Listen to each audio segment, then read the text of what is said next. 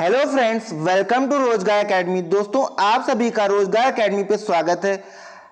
आज है 25 सितंबर और हम लोग आज के मोस्ट इंपॉर्टेंट करंट अफेयर्स करेंगे। दोस्तों, आप सभी को आई होप ये लेक्चर बहुत ही पसंद आएगा। आप अपने दोस्तों के साथ भी इसे शेयर कर सकते हैं जिससे उनको भी इसका बेनिफिट मिल सके और उनके भी अपकमिंग एग्जाम्स के लिए इसका बहुत ही ज़्यादा वो लाभ उठा सकें। तो दोस्तों, आइए शुरू करते हैं हम लोग अपना आज का शानदार लेक्चर। तो हमारा पहला क्वेश्चन है, which of the following scheme has been presented by president Ramnath Kovind for the year 2019 to 2020 on virtual ceremony on 24 September. तो क्वेश्चन में कहा जा रहा है रामनाथ कोविंद द्वारा वर्ष 2019 2020 के लिए कौन सी स्कीम प्रस्तुत की जा रही है 24 सितंबर को, जो कि किस समारोह में है दोस्तों? एक आभासी समारोह है। तो फ्रेंड्स, इसका आंसर है आपका ऑप्शन नंबर फर्स्ट। तो दोस्तों, इसका ऑप्शन है फोर्थ, यानी नेशनल सर्विस स्कीम अवार्ड। तो रामनाथ कोविंद जी द्वारा जो स्कीम लॉन्च की जा रही है वो है नेशनल सर्विस स्कीम अवार्ड। चलिए हम लोग आगे बढ़ते हैं अपने लेक्चर में और कुछ नेशनल सर्विस स्कीम के बारे में थोड़ी जानकारी लेते हैं। तो दोस्तों, यह स्कीम जो है इंडियन गवर्नमेंट के अंदर आती है। ओके फ्रेंड्स, तो दोस्तों इसके बारे में जानते हैं। ये एक पब्लिक सर्विस प्रोग्राम है, यानी कि लोगों की को सर्विस प्रोवाइड कराने के लिए किया जा रहा है, जो कि किसके अंतर्गत आता है दोस्तों?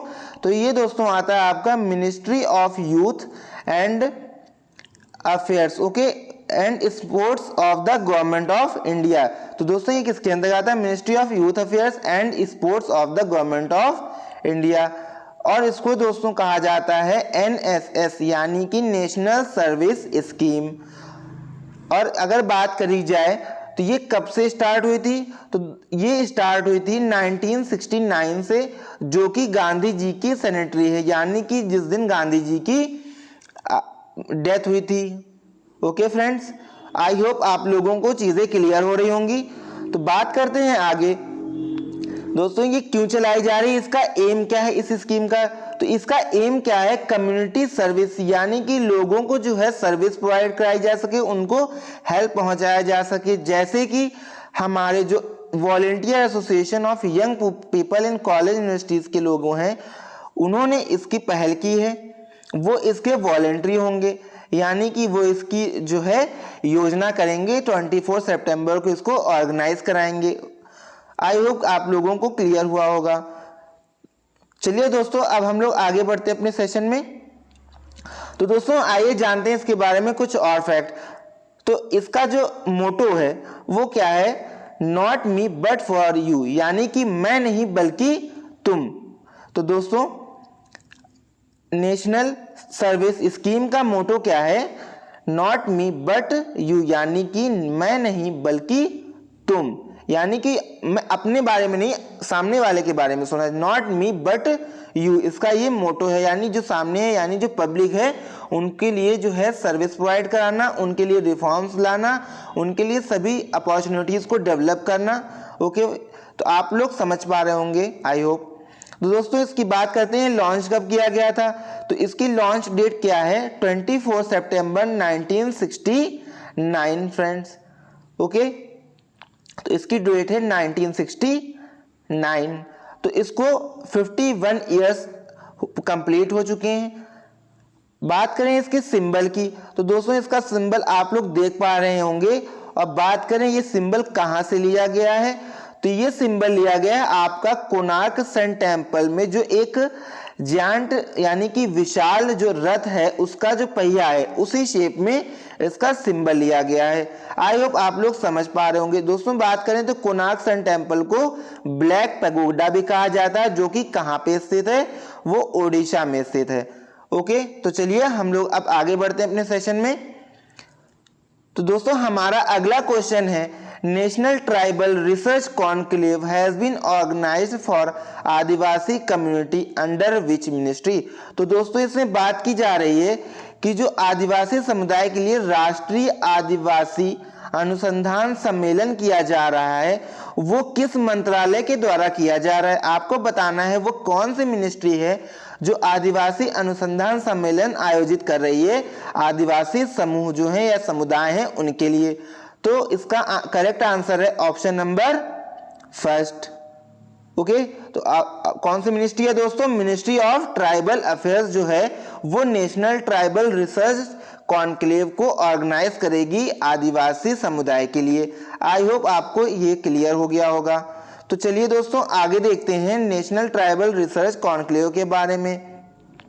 तो राष्ट्रीय जनजाति अनुसंधान सम्मेलन जो है वो जनजाति मामलों के मंत्रालय द्वारा शुरू की गई एक परियोजना है। यानी कि दोस्तों नेशनल ट्राइब रिसर्च कॉन्क्लेव जो है वो किसके द्वारा शुरू किया गया है?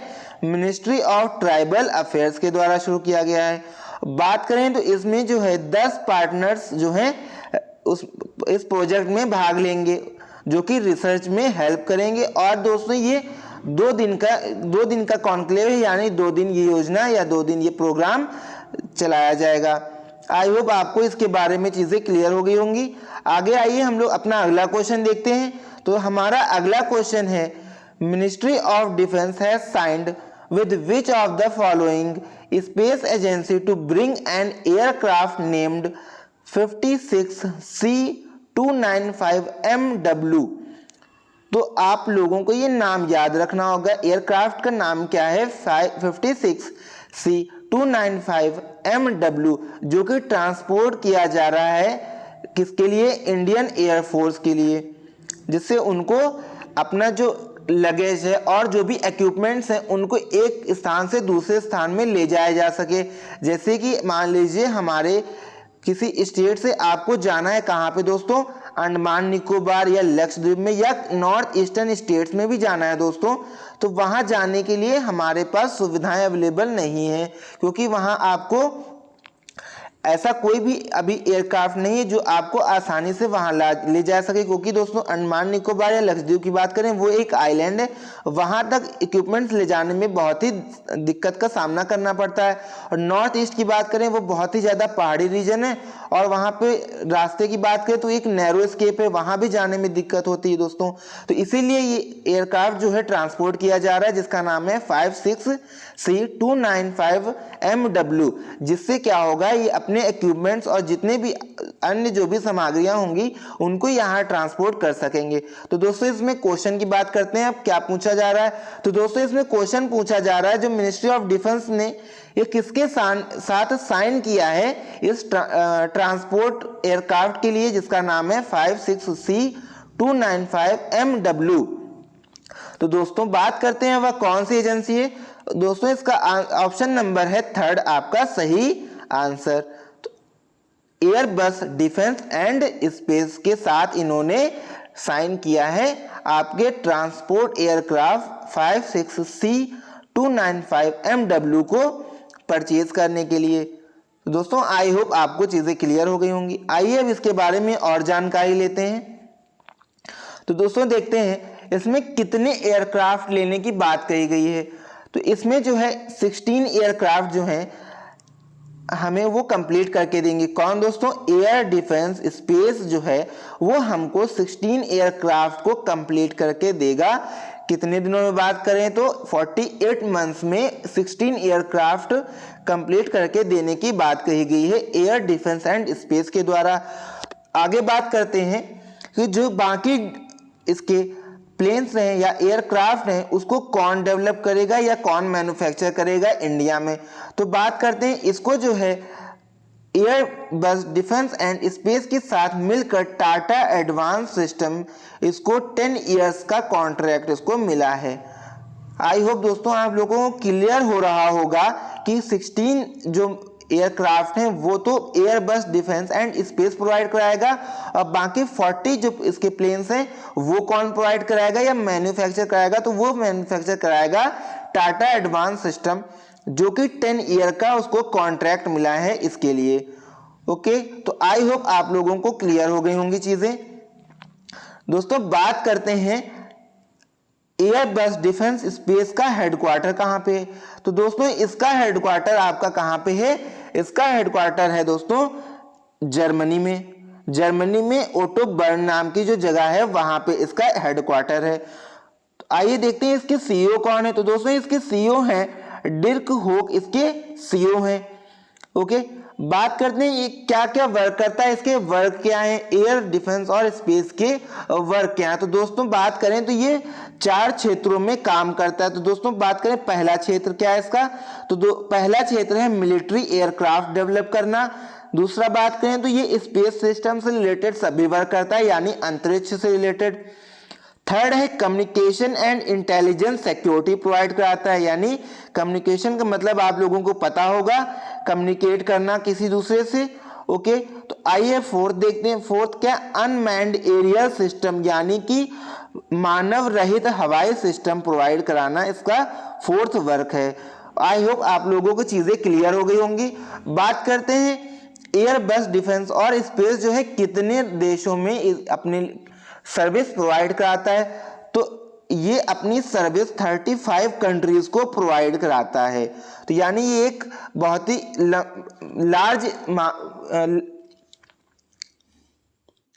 लार्ज यानी बड़े पैमाने पे वर्क करता है पूरे ओवरऑल वर्ल्ड में। तो दोस्तों आई होप आप लोगों को अब चीजें क्लियर हो रही होंगी एयरबेस डिफेंस एंड स्पेस के बारे में भी। चलिए लेक्चर में आगे बढ़ते हैं। तो दोस्तों हमारा अगला क्वेश्चन है, Indian scientist for the first time have developed a thermally stable and cost effective electronic polymer based sensor for rapidly detecting which among the following। तो आपको बताना है जो इंडियन साइंटिस्ट हैं उन्होंने जो थर्मली स्टेबल कॉस्ट इफेक्टिव एक electronic polymer based एक सेंसर बनाया है, तो वो क्या डिटेक्ट करेगा। यानी भारतीय वैज्ञानिकों ने पहली बार निम्नलिखित में से किसका तेजी से पता लगाने के लिए एक थर्मल स्थिर और लागत प्रभावी इलेक्ट्रॉनिक पॉलीमर आधारित सेंसर विकसित किया है। तो इसका आपका सही ऑप्शन है नाइट्रो एरोमेटिक केमिकल्स, यानी कि थर्ड ऑप्शन इसका आपका करेक्ट आंसर हुआ। ओके फ्रेंड्स, आई होप दोस्तों आप लोगों को चीजें क्लियर हो गई होंगी। बात करते हैं नाइट्रो एरोमेटिक केमिकल क्या होता है। यह एक तरह का एक्सप्लोजिव है जो कि आपके सभी एक्सप्लोजिव में केमिकल डाला जाता है। ये तो देखते हैं आगे इसके बारे में। नाइट्रो एरोमेटिक केमिकल्स आप लोग देख पा रहे होंगे, यह क्या है, एक हाईली एनर्जी एक्सप्लोजिव है जो कि इनमें डाला जाता है, यानी एक ऐसा केमिकल है जो आपके एक्सप्लोजिव में मिलाया जाता है, जिससे क्या होता है एक्सप्लोजिव आपका तैयार होता है और उससे बहुत ही ज्यादा डिस्ट्रॉय फैलता है, यानी कि तबाही होती है, यानी कि जो आपके बॉम्ब्स वगैरह हैं ओके फ्रेंड्स वो इससे डेवलप किए जाते हैं। किससे, नाइट्रो एरोमेटिक केमिकल से। तो बात करते हैं the detection of explosive without destroying them is an essential for protection. तो दोस्तों इसमें कहा जा रहा है कि इसका डिटेक्शन जो किया जाएगा वो बिना एक्सप्लोजिव को डिस्ट्रॉय किए हुए किया जाएगा, यानी कि अगर कोई बम दिखा तो उसको जो है डिटेक्ट किया जाएगा, लेकिन उसको जो है एक्सप्लोड नहीं होने दिया जाएगा, यानी उसका एक्सप्लोजन नहीं होगा, उससे पहले ही उसको डिटेक्ट कर लिया जाएगा। तो दोस्तों ये बहुत ही अच्छी पहल है हमारे इंडियन साइंटिस्ट के द्वारा। तो आइए आगे देखते हैं इसके बारे में। तो जैसे कौन कौन से उपकरण के लिए इस्तेमाल किया जाएगा आप देख सकते हैं इसमें माइन फील्ड उपचार, जैसे यानी कि माइंस जो आपने देखा होगा मूवीज वगैरह में माइंस बिछी होती है, यानी कि जिसपे पैर रख दिया जाता है तो उसके बाद पैर हटाने से वो ब्लास्ट हो जाती है, उसको माइंस कहते हैं, माइंस फील्ड हो गई आपकी। और जैसे कि सैन्य अनुप्रयोग, यानी कि कौन कौन से गोला बारूद, यानी दोस्तों क्या कहा जाएगा इनको, एनिमेशन रेमिडेशन साइट्स। और दोस्तों बात करें तो इसमें सुरक्षा अनुप्रयोगी रासायनिक सेंसर, ये सभी चीजें इसके लिए आवश्यक हैं, यानी ये बहुत ही अच्छी पहल है जिससे हम आसानी से कोई बॉम्ब डिटेक्ट कर सकते हैं और उसे डिस्ट्रॉय भी कर सकते हैं बिना एक्सप्लोड हुए। चलिए दोस्तों आगे बढ़ते हैं। अब बात करते हैं पॉलीमर सेमीकंडक्टर क्या होता है। दोस्तों पॉलीमर सेमीकंडक्टर की बात करें तो ये एक ऐसा कंडक्टर है जो कि सिर्फ किसमें प्रोसेस होता है, यानी प्रोसेस किया जाता है उसका दोस्तों वो सॉल्यूशन में मिक्स किया जाता है। सॉल्यूशन यानी दोस्तों किसी भी दो या दो से अधिक पदार्थों के मिक्सचर, यानी उसके मिले हुए, यानी उसको जो मिक्सचर होता है उसको सॉल्यूशन कहते हैं। तो पॉलीमर सेमीकंडक्टर क्या है, इकलौता ऐसा सेमीकंडक्टर है जिसका प्रोसेस जो है सॉल्यूशन में किया जाता है।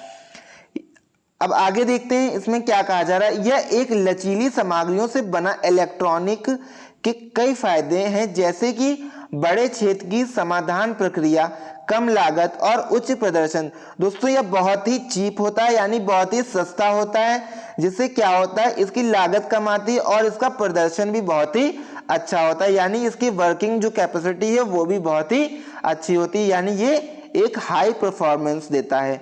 और लो कॉस्ट हो गया। आई होप आप लोग समझ रहे होंगे। Researchers and companies are increasingly dedicating time and money in polymer electronics. तो इसमें कहा जा रहा है कि जो रिसर्चर्स हैं और जो कंपनीज हैं वो बहुत ही ज़्यादा इन्वेस्ट कर रही हैं पॉलीमर इलेक्ट्रॉनिक्स में, क्योंकि इसकी परफॉर्मेंस बहुत ही हाई है और ये लो कॉस्ट भी है। आई होप दोस्तों आप लोगों को पॉलीमर सेमीकंडक्टर के बारे में सभी चीज़ें और सभी डाउट क्लियर हो रहे होंगे। और अब हम लोग आगे बढ़ते हैं। हमारा अगला क्वेश्चन है, among which of the following port shipping and waterway minister Sarbananda Sonowal will inaugurate and ले फाउंडेशन स्टोन ऑफ 3 प्रोजेक्ट्स। तो आप लोगों को बताना है वह कौन सा पोर्ट है जहां पे 3 प्रोजेक्ट स्टार्ट किए जा रहे हैं, किसके द्वारा? सर्बानंद सोनोवाल, जो कि क्या है, शिपिंग एंड वाटरवे मिनिस्टर है, यानी ये मिनिस्ट्री इनके अंतर्गत आती है। तो दोस्तों वह कौन सा पोर्ट है जहां पे ये 3 प्रोजेक्ट्स को स्टार्ट किया जा रहा है? तो वह पोर्ट है, आपका करेक्ट आंसर है आपका ऑप्शन नंबर 3, यानी कि न्यू मैंगलोर पोर्ट। तो आप लोगों को समझ आया होगा कि जो 3 प्रोजेक्ट्स हैं किसके द्वारा? शिपिंग एंड वाटरवे मिनिस्ट्री द्वारा कहां शुरू किए जा रहे हैं? न्यू मैंगलोर पोर्ट में। आइए दोस्तों इसके बारे में और जानकारी लेते हैं। दोस्तों न्यू मैंगलोर पोर्ट के बारे में कुछ जानते हैं, कुछ फैक्ट्स जानते हैं इसके बारे में। तो न्यू मैंगलोर पोर्ट का जो उद्घाटन हुआ था वो कब हुआ था दोस्तों? वो हुआ था आपका 4 मई 1974, यानी 4 मई 1974 को। किसके द्वारा? हमारे पीएम कौन थी उस समय? इंदिरा गांधी के द्वारा। ओके फ्रेंड्स, और बात करें इसका कंस्ट्रक्शन बिगन कब हुआ था? 1962 में बिगन हुआ था और 1974 में दोस्तों इसका इनॉग्रेशन हो गया था। किसके द्वारा? इंदिरा गांधी जी के द्वारा, जो कि प्रेजेंट में उस समय पीएम थी। अब दोस्तों बात करते हैं इसकी लोकेशन कहाँ पे। दोस्तों इसकी लोकेशन कहाँ पे है? आप देख पा रहे होंगे ये कहाँ पे है? कर्नाटक का एक मेजर पोर्ट है, यानी कि एक बड़ा बंदरगाह है, इंपॉर्टेंट है यहाँ के लिए। और बात करें दोस्तों ये देश का 7वां सबसे बड़ा बंदरगाह है। आई होप दोस्तों आप लोगों के ये फैक्ट समझ में आ रहे होंगे। दोस्तों पेन और कॉपी लेके के बैठिएगा और ये फैक्ट सभी नोट करते रहिएगा, क्योंकि ये बहुत ही ज्यादा एग्जाम में पूछे जाने वाले फैक्ट्स हैं। आई होप आप लोग इसको समझ पा रहे होंगे और इसको नोट करेंगे, जिससे आपको बेनिफिट मिले। आइए आगे देखते हैं कर्नाटक के बारे में। तो कर्नाटक जो है पहले किस नाम से जाना जाता था? पहले इसको हम लोग जो है मैसूर के नाम से जानते थे। किस नाम से जानते थे दोस्तों? मैसूर के नाम से। कब तक? 1973 तक दोस्तों इसको मैसूर के नाम से जाना गया है और 1973 के बाद दोस्तों इसको कर्नाटक के नाम से जाना गया है। आई होप आप लोगों को चीजें क्लियर हो रही होंगी। उसके बाद देखते हैं ये क्या है, एक इंडियन स्टेट है जो कि कहां पे है? वेस्टर्न कोस्ट में स्थित है। ओके फ्रेंड्स, अब बात करते हैं इसके साथ लगने वाले भारत के अन्य कौन से राज्य हैं, यानी इसके साथ कौन से राज्य अपनी सीमा रेखा बनाते हैं। तो दोस्तों ये बहुत ही ज्यादा क्वेश्चन इस पे पूछा आता है राज्यों की सीमा के बारे में, कि कौन सा राज्य किसके साथ अपनी सीमा बनाता है।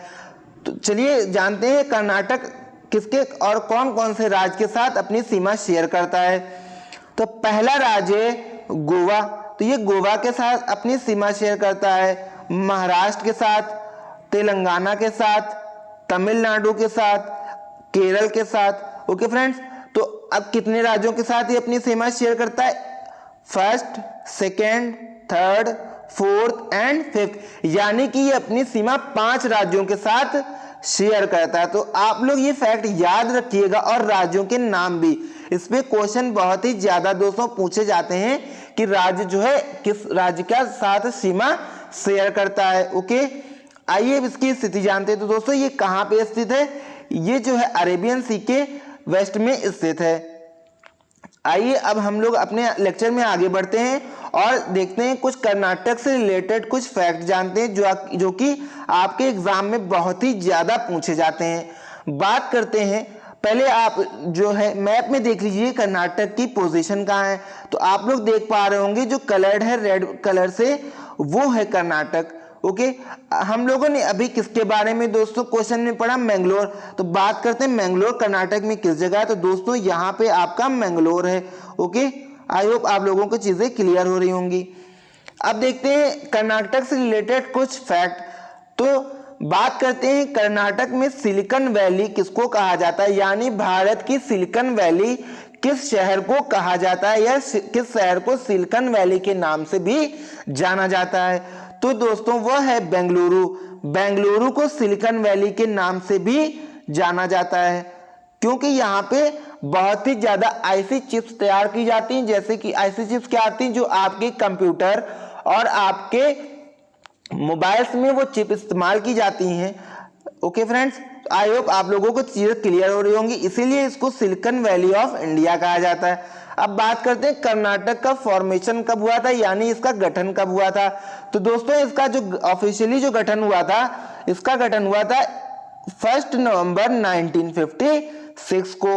ओके, चलिए अब हम लोग आगे देखते हैं यहाँ पर लेजिस्लेचर के बारे में। तो दोस्तों यहाँ पे जो लेजिस्लेचर यानी कि विधायिका है, वो 2 सदनीय व्यवस्था है, यानी यहाँ पर 2 सदन है। यानी यहाँ पे कौन कौन से हैं, लेजिस्लेटिव असेंबली भी है और आपकी विधान परिषद भी है, यानी कि विधानसभा और विधान परिषद। आई होप आप लोगों को चीजें क्लियर हो रही होंगी। बात करें तो भारत में कितने ऐसे राज्य हैं जहां पे 2 सदनात्मक व्यवस्था है। तो दोस्तों ये आप लोग याद रखिएगा, भारत में 6 ऐसे राज्य हैं जहां पे 2 सदनात्मक व्यवस्था है, यानी 2 सदन है यहाँ पे, एक विधानसभा और एक विधान परिषद। तो दोस्तों आप लोगों को चीजें क्लियर हो गई होंगी। अब देखते हैं, बात करते हैं कुछ और फैक्ट। तो जो कर्नाटक है वो भारत का सबसे बड़ा कॉफी एक्सपोर्टर है, या कह सकते हैं भारत में सबसे ज्यादा कॉफी कहाँ प्रोड्यूस होती है दोस्तों, तो वो है आपका कर्नाटक में प्रोड्यूस होती है कॉफी। ओके, आइए अब देखते हैं, यहाँ पे एक आपका वाटरफॉल पाया जाता है जिसका नाम आप देख पा रहे होंगे, क्या है, जोग फॉल, या जिसको गोरसप्पा भी बोलते हैं, जो कि भारत का 2nd हाईएस्ट प्लंज वाटरफॉल है। प्लंज मतलब दोस्तों जहां पे आप तैर सकें या जहां पे आप स्विमिंग कर सकें। ओके फ्रेंड्स, तो आई होप आप लोग समझ रहे होंगे कि भारत का दूसरा सबसे बड़ा जो वाटरफॉल है वो कौन सा है, जोग फॉल है, जिसको गोरसप्पा के नाम से भी जाना जाता है। और अगर बात करें ये किस रिवर के ऊपर बना हुआ है, तो दोस्तों ये शरावती रिवर पे बना हुआ है। ओके फ्रेंड्स, तो आई होप आप लोगों को कर्नाटक के बारे में सभी फैक्ट्स क्लियर हो गए होंगे। चलिए अब हम लोग अपने नेक्स्ट क्वेश्चन पे बढ़ते हैं। हमारा नेक्स्ट क्वेश्चन है, Shri Gadkari will lay the foundation of which among the following road project in Jammu Kashmir. तो आपको बताना है जम्मू कश्मीर में श्री गडकरी द्वारा कौन से प्रोजेक्ट चलाए जा रहे हैं जो कि रोड के लिए हैं, यानी कि श्री गडकरी जम्मू कश्मीर में निम्नलिखित में से किस सड़क परियोजना की आधारशिला रखेंगे। तो आपको बताना है इसमें से कौन सा ऑप्शन सही है।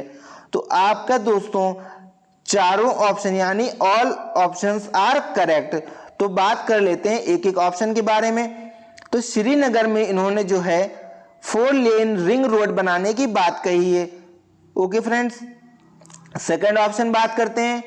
तो सेकंड ऑप्शन में बारामूला से गुलमार्ग तक नेशनल हाईवे 701A की बात करी जा रही है, इस पे जो है काम किया जाएगा। उसके बाद बात करें तो तीसरा ऑप्शन हमारा है वैल्यू टू धोनी पावा से लेकर के जो है धोनी पावा टू, ये दोनों आपके दोस्तों आपस में कनेक्टेड हैं। वैली धोनी पावा से लेकर धोनी पावा से आशीपारा तक ये नेशनल हाईवे जाएगा, यानी कि ये नेशनल हाईवे 244 को ज्वाइन करेगा नेशनल हाईवे 44 से। आई होप दोस्तों आप लोगों को समझ में आया होगा वो कौन से प्रोजेक्ट्स हैं, रोड प्रोजेक्ट्स हैं जो जम्मू कश्मीर में शुरू किए जा रहे हैं। आई होप आप लोग इसे याद रखेंगे और ये आपके क्वेश्चन में पूछे जा सकते हैं। चलिए आगे हम देखते हैं थोड़ा जम्मू कश्मीर के बारे में। तो दोस्तों जम्मू कश्मीर की बात करें तो यह एक यूटी है जो कि 31 अक्टूबर 2019 को बनाया गया था यूटी के तौर पे। उससे पहले इसको क्या है, एक राज्य का दर्जा प्राप्त था, यानी ये एक स्टेट था उससे पहले।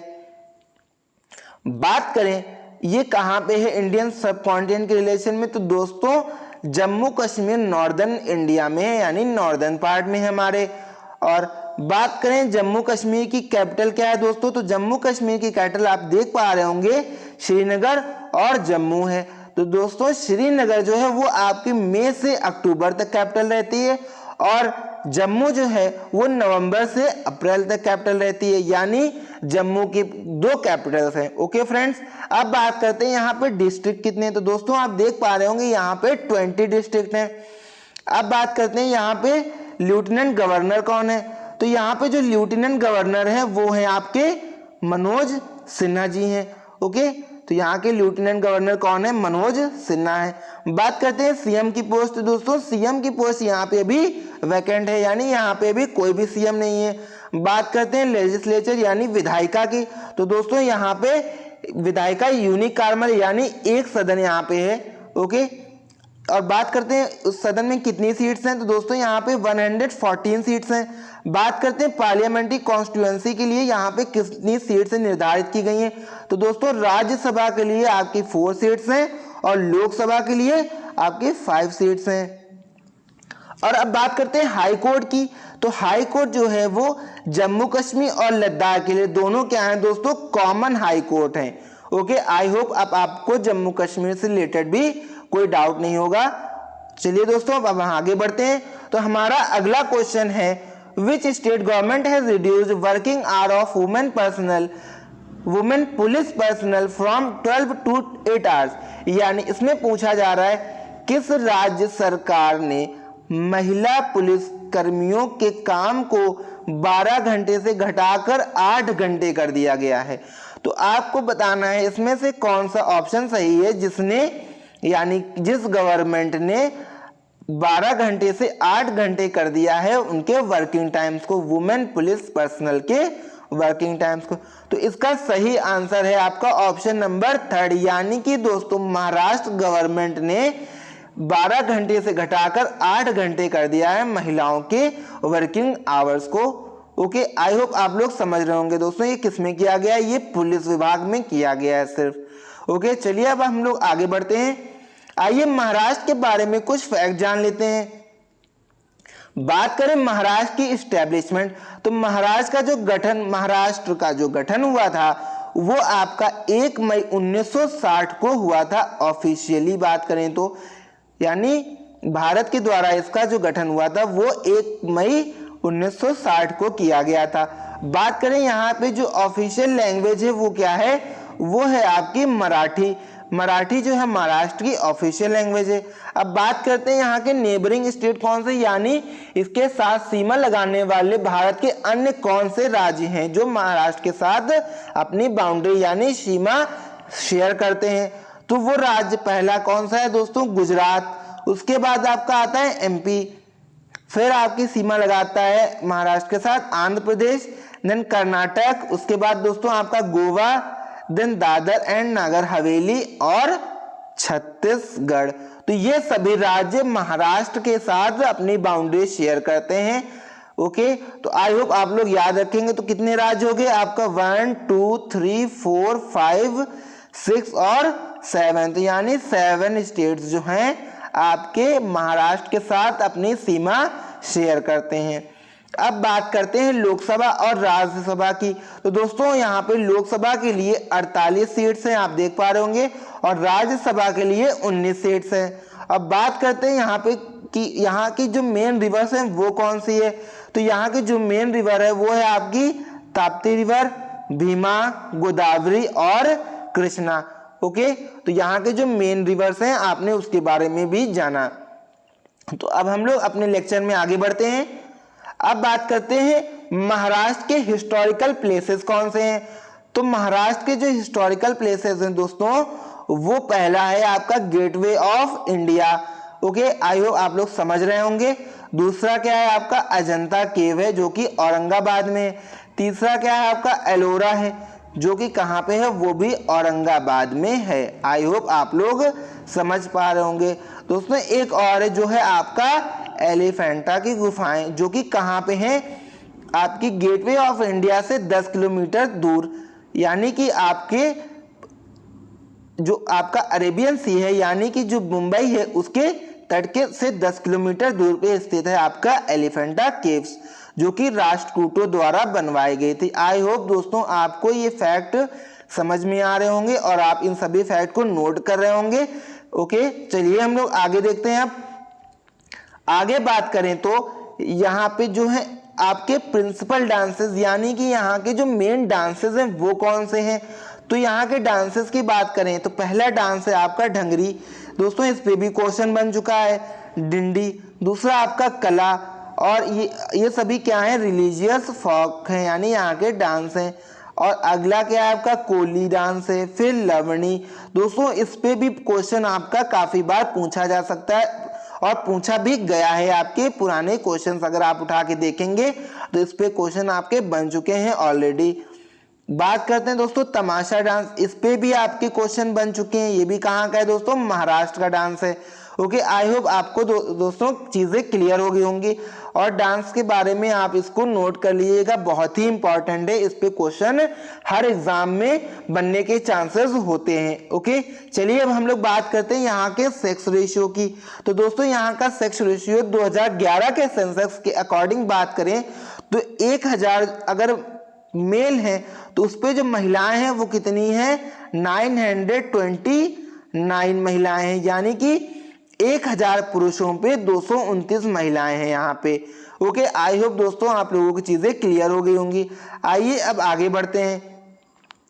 अब बात करते हैं हमारे अगले क्वेश्चन की। हमारा अगला क्वेश्चन क्या कह रहा है, which port trust has organized webinar green and safe port, यानी किस पोर्ट के ट्रस्ट ने जो है एक वेबिनार स्टार्ट किया है जिसका नाम है क्या है दोस्तों, आप लोग देख पा रहे होंगे, ग्रीन एंड सेफ पोर्ट है। तो बात करते हैं ये किसने शुरू किया है।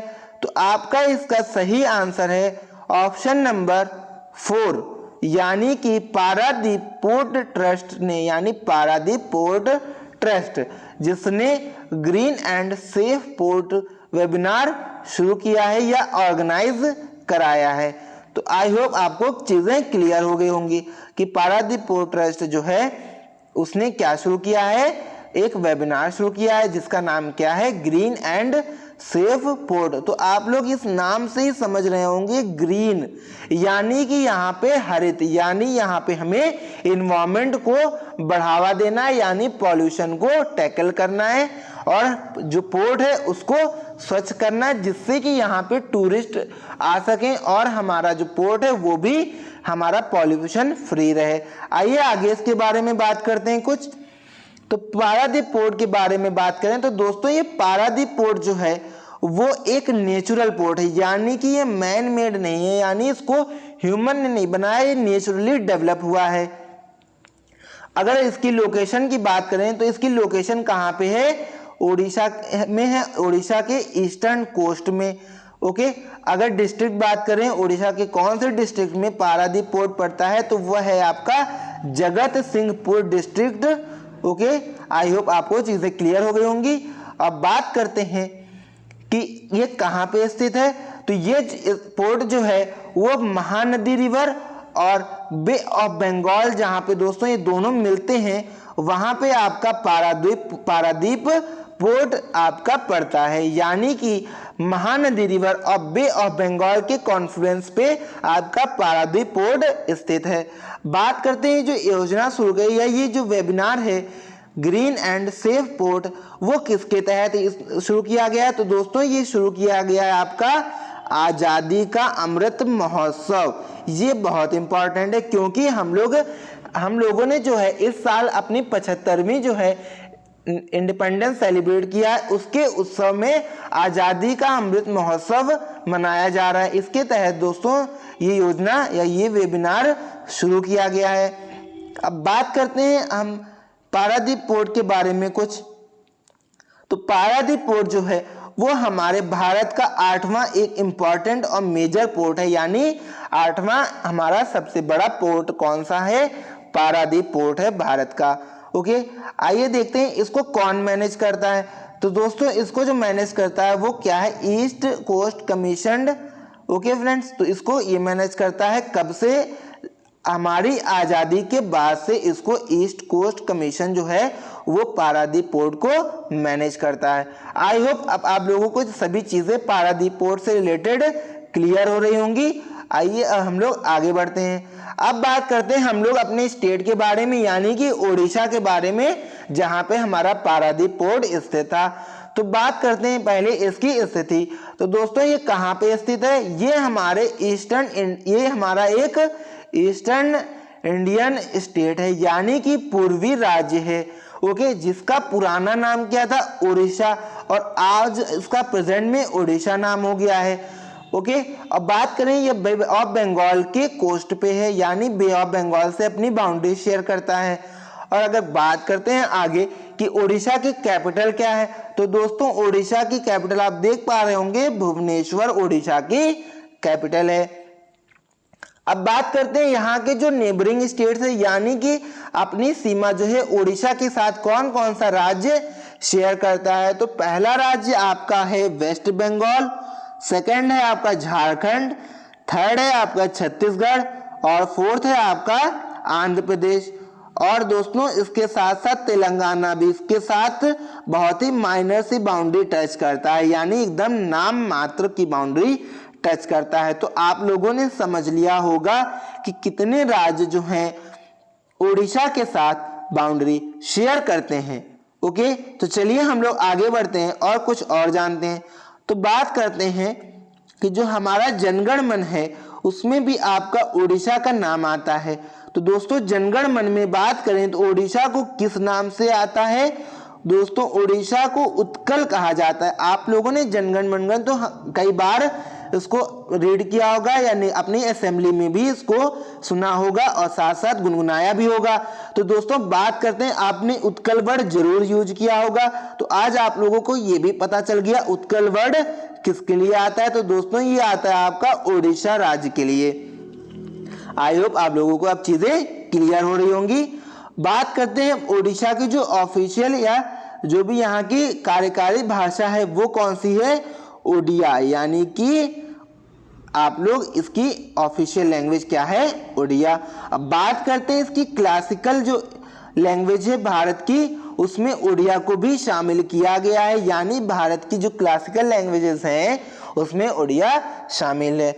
आई होप आप लोगों को ये भी फैक्ट समझ आ गया होगा। तो चलिए अब हम लोग उड़ीसा को मैप में देखते हैं। तो आप लोग देख पा रहे होंगे उड़ीसा कहाँ पे स्थित है। ये जो रेड मार्क में हमने किया हुआ है वो आपका उड़ीसा है। और दोस्तों बात करें तो इधर क्या है? आपका बे ऑफ बंगाल है। ओके, ये पूरा आपका क्या है दोस्तों? एरिया ये आपका बे ऑफ बंगाल है। ये आप देख पा रहे हैं यहाँ पे आपका अंडमान निकोबार है। ओके, आई होप आपको इससे चीजें क्लियर हो रही होंगी।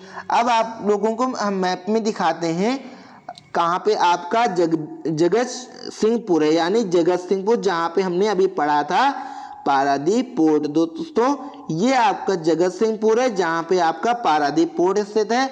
और दोस्तों ये आपका क्या है? कैपिटल है, यानी कि उड़ीसा की कैपिटल क्या है दोस्तों? भुवनेश्वर। आई होप आप लोगों को चीजें क्लियर हो गई होंगी। और ये आपका आंध्र प्रदेश जो बाउंड्री शेयर कर रहा है, ये आपका छत्तीसगढ़। और दोस्तों ऊपर बात करें तो ऊपर हो गया आपका वेस्ट बंगाल यहाँ पे, और इधर आपका बाउंड्री थोड़ी सी जो बात करी थी हमने कौन शेयर कर रहा था? तेलंगाना। सो आई होप आप लोगों को अब सभी चीजें क्लियर हो गई होंगी। तो चलिए अब हम लोग अपने लेक्चर में आगे बढ़ते हैं। तो हमारा अगला क्वेश्चन है, where is joint military training exercise with Shanghai cooperation organization members state at which place? तो इसमें पूछा जा रहा है आपका दोस्तों क्वेश्चन कि शंघाई कोऑपरेशन ऑर्गेनाइजेशन जो है आपका, ओके फ्रेंड्स, तो उसने जो है कहाँ पे सैन्य प्रशिक्षण अभ्यास करने के लिए बात करी जा रही है। तो आपको बताना है एससीओ का संयुक्त सैन्य परीक्षण कहाँ पे किया जाएगा या किस देश में किया जाएगा। तो आई होप आप लोगों को क्वेश्चन समझ में आया होगा। तो बात करते हैं इसका सही आंसर क्या है। तो दोस्तों इसका सही ऑप्शन है आपका ऑप्शन नंबर फर्स्ट, यानी कि रशिया में जो है यानी कि रूस में जो है आपका एससीओ के जो मिलिट्री ट्रेनिंग एक्सरसाइज है वो कंडक्ट की जाएगी। तो इसमें जो है आपके एससीओ के सभी मेंबर्स इसमें पार्टिसिपेट करेंगे। तो आई होप आप लोग समझ गए होंगे। तो चलिए दोस्तों कुछ इससे आगे और इंफॉर्मेशन लेते हैं। तो दोस्तों ये जो मिलिट्री एक्सरसाइज होगी वो कौन से नंबर की है, ये दोस्तों आपका 6th एडिशन है। ओके, आपका ये कौन सा एडिशन है दोस्तों, ये आपका 6th एडिशन है एक्सरसाइज का। और एक्सरसाइज का नाम क्या रखा गया, ये आपका बहुत ही ज्यादा मोस्ट इंपॉर्टेंट क्वेश्चन बनेगा इस पे कि एक्सरसाइज का नाम क्या है। तो इस मिशन का नाम रखा गया है peaceful mission. Okay, I hope आप लोगों को समझ आ गया होगा। और बात करते हैं इसको होस्ट कौन करेगा। तो इसको होस्ट करने वाली कंट्री हमने बात कर ली है क्वेश्चन में, वो कौन है दोस्तों, रशिया है। रशिया में कहां पे होगा, तो देखते हैं दोस्तों रशिया में कहां होगा आपका, रशिया में आपके कहां पे होगा, ओरेनबर्ग रीजन में होगा। ओके, तो ये कहां पे स्थित है, रशिया के साउथ वेस्ट में स्थित है। और बात करते हैं इसको कब आयोजित किया जाएगा, इसको जो है 24 सितंबर को आयोजित किया जाएगा। आई होप आप लोग समझ पा रहे होंगे। ओके, ये 2 दिनों की एक्सरसाइज। ओके फ्रेंड्स, तो बात करते हैं कितने दिनों तक चलेगा। ये 2 दिन तक इन्होंने इस पे वार्तालाप की। और दोस्तों ये एक्सरसाइज जो है 24 दिनों तक चलेगी। एक इसमें जो ट्रेनिंग की जाएगी वो 24 दिनों तक की जाएगी आर्म्ड फोर्सेस के द्वारा। सभी एससीओ के मेंबर्स जो हैं उनके द्वारा इसमें जो है 12 दिनों तक ये मीटिंग की जाएगी। 24 सितंबर को इस पे जो वार्ता की गई है उसके अकॉर्डिंग 12 दिनों तक इस पे जो है आपकी ट्रेनिंग चलेगी। और सभी एससीओ की जो इसमें कंट्रीज हैं वो इसमें पार्टिसिपेट करेंगी। आई होप दोस्तों आप लोगों को अब सभी चीजें क्लियर हो गई होंगी। अब हम लोग आगे बढ़ते हैं और एससीओ के बारे में कुछ जानकारी और लेते हैं। बात करते हैं एससीओ के बारे में। तो जब दोस्तों इसकी स्थापना हुई थी तो एससीओ को जो है किस नाम से जाना जाता था, आपका शंघाई 5 के नाम से जाना जाता था। ओके, क्योंकि इसमें 5 इसमें जो है देश शामिल हुए थे उस समय। तो बात करते हैं इसकी स्थापना कब हुई थी। इसकी स्थापना हुई थी आपकी 1996 में हुई थी। और जो दोस्तों इसमें जो देश थे उस समय वो थे आपके China, Kazakhstan, Kyrgyzstan, Russia, Tajikistan. तो उस समय ये 5 देशों ने मिलकर एससीओ की स्थापना की थी। उसके बाद दोस्तों 2002 में जो है इसमें आपके और नए राज्य शामिल हुए। उसके बाद बात करते हैं ये एक चार्टर एक्ट के तहत लागू हो गया था। और बात करें इसमें भारत कब शामिल हुआ था, तो दोस्तों भारत और पाकिस्तान जो है एक ही दिन शामिल हुए थे, यानी कि 9 जून 2017 को एससीओ में इंडिया और पाकिस्तान ने इसको ज्वाइन किया होगा। ओके, आई होप आप लोगों को चीजें अब एससीओ के बारे में भी क्लियर हो गई होंगी। अब आते हैं हम अपने क्वेश्चन पे जो कि हमारा सेशन का आखिरी क्वेश्चन है। तो बात करते हैं इस क्वेश्चन के बारे में। इसमें कहा जा रहा है with which of the following museum Geological Survey of India है signed a memorandum of understanding, यानी कि जो निम्नलिखित में से किस संग्रहालय के साथ जियोलॉजिकल सर्वे ऑफ इंडिया ने एक समझौते ज्ञापन पर हस्ताक्षर किए हैं। यानी कि जियोलॉजिकल सर्वे ऑफ इंडिया ने किसके साथ समझौता किया है या किस समझौते पर हस्ताक्षर किए हैं। तो बात करते हैं आपका सही ऑप्शन कौन सा है फ्रेंड्स। तो इसका सही ऑप्शन है आपका ऑप्शन नंबर 3, यानी कि दोस्तों नेशनल हिस्ट्री म्यूजियम, जो कि कहां पे है, लंदन में है। इसके साथ हमारे जियोलॉजिकल सर्वे ऑफ इंडिया ने हस्ताक्षर यानी कि मेमोरेंडम ऑफ अंडरस्टैंडिंग, जिसको MOU भी बोलते हैं, साइन किया है। चलिए हम अपने लेक्चर में आगे बढ़ते हैं, उसके बारे में कुछ जानकारी एकत्रित करते हैं।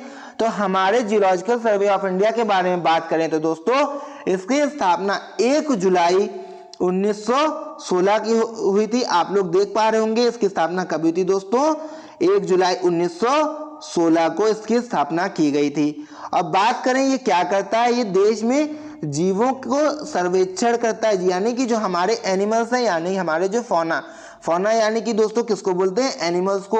वो कंट्री के सभी जीवों को पे सर्वेक्षण करता है, ओके, और उनको बढ़ावा देने के लिए उस पर रिसर्च वगैरह भी इनके द्वारा की जाती है। आई होप आप लोगों को जियोलॉजिकल सर्वे ऑफ इंडिया के बारे में समझ आया होगा।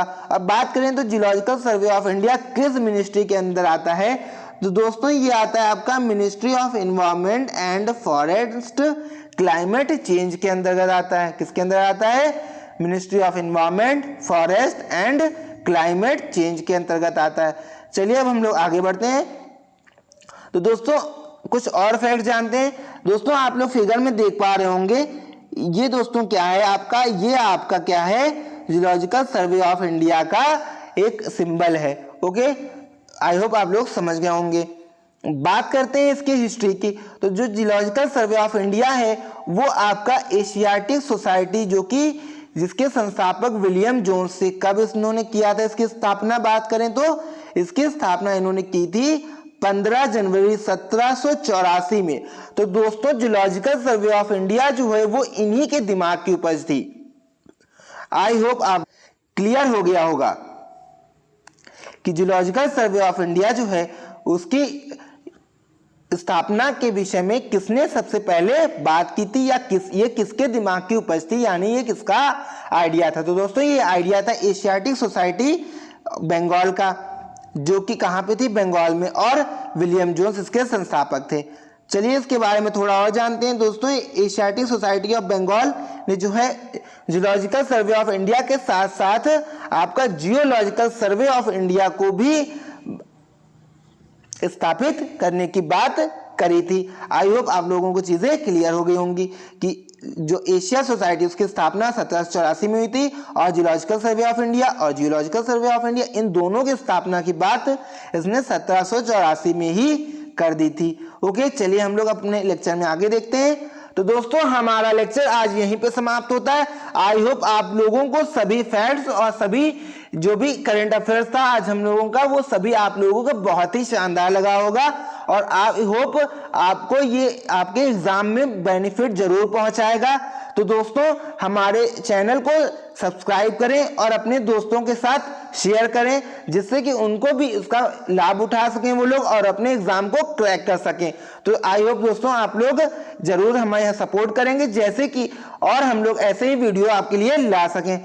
ओके फ्रेंड्स, चलिए दोस्तों आज हम लोग अपने लेक्चर समाप्त करते हैं। Good day, good bye.